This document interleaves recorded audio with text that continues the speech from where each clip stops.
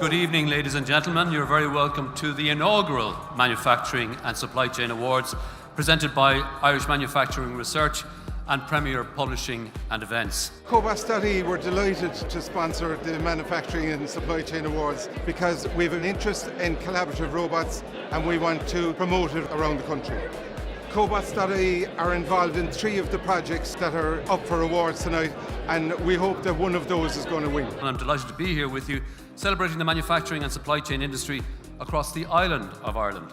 This evening is a nod or a tip of the hat in recognition of the very best of Irish manufacturing, the people who work and drive these businesses, and the positive impact they have had both within Ireland and internationally.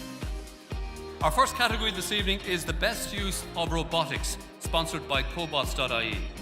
On behalf of COBOTS, we're delighted to announce the winners of the best use of robotics for 2018-2019, and the winners are Valeo Vision Systems.